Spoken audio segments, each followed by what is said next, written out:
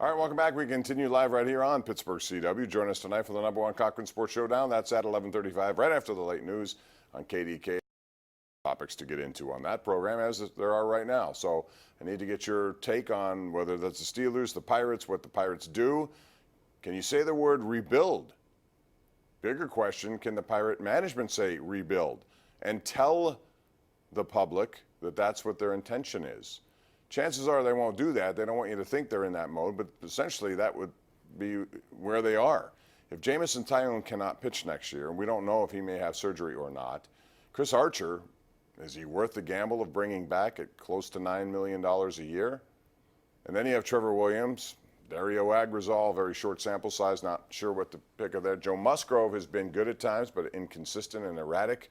Chad Kuhl, Stephen Brault, it's the same group of characters, and it would make me think that this pitching staff has a long way to go. There is no legitimate #1 without Tyone at his best. By default, I guess it would be Trevor Williams, maybe Musgrove. But then after that, it leaves a lot to be desired, unless we see just tremendous growth from all of these guys at the same time, which in sports is kind of a tough thing to do. 412-575-2600. Let's go out to the lines. We got Will in McKees Rocks. Will, welcome to the program. How are you? Hey, Bob. Good to talk to you. You too. I wanted to answer your question about Chris Archer first. I think you have no choice but to pick up his option, because if you don't, then you gave away Glasnow and Meadows for nothing. #1. Well, you may have done that anyway. If you pick up the option and bring him back and he continues to do what he's done, you're wasting $9 million. My point there, Will, would be if I do it, it's because I want to use the $9 million on somebody else. Well, they're not going to do that. If they don't pick up the option, they're just going to pocket it. So that's their MO. But my question for you is, now that they're obviously in sell mode for the trade deadline, do you think that should include Josh Bell as well? No. He's struggling right now, Will, but I would not do that. They only have, two things that – looking at who are guys you can build around. Reynolds and Bell would be my top 2 on the list. How many more names would you add to that list? Maybe Newman. He's shown enough for me to become somebody that I would want to have on my team. Catching is a problem, although Stallings seems to have asserted himself. He had a home run today, too, and he pitched in back-to-back games last night and today, which is unusual. They have a lot of things they need. That's why I'm saying right now, if I got the kind of ransom I would want in return, I would trade Vasquez absolutely. So we'll see. Well, I appreciate it. Thanks. All right, thanks, Will. Appreciate that. 412-575-2600 is the number to call. We have Jay in Pittsburgh. Jay joins us on the Bordas & Bordas hotline of the Ireland Contracting Nightly Sports Call. Go ahead, Jay. Hey, how you doing, Bob? Good. What's up? Oh, man, I want to talk about Chris Archer. Yeah, he had a couple good starts, but then he had a couple rough ones. But anyway, only thing I got to say is just like Charlie Morton, just like Glasnow, just like Garrett Cole, who's 12-5 now. Garrett Cole, everybody that leaves the Pirates seems like they take off. So, well, I mean, they could also, there is such an option as keeping guys around and paying them longer term if you want, but they seem not to be in a hurry to do that. So I don't know what if I'm a team out there that needs a starting pitcher and there aren't many clear-cut guys available, I may look to Archer and say, I believe with his velocity and all the other numbers that come with him, I bring him my team with a different set of eyes, with a different coaching staff. I might be able to get something out of him, stuff that is in there because we've seen him before in Tampa. But he's regressed each of the last 3 years, and this year has been a disaster after last August and September was a disaster.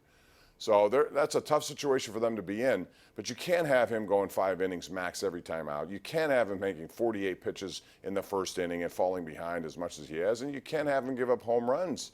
The Pirates since the break have given up the most home runs of any team, and they've hit the fewest. And that pretty much sums up 2-14. Dave in Johnstown joins us right now. Hey, Dave. Hi, Bob. How are you doing? I'm good. How are you? Hey, I'm calling about Pirates.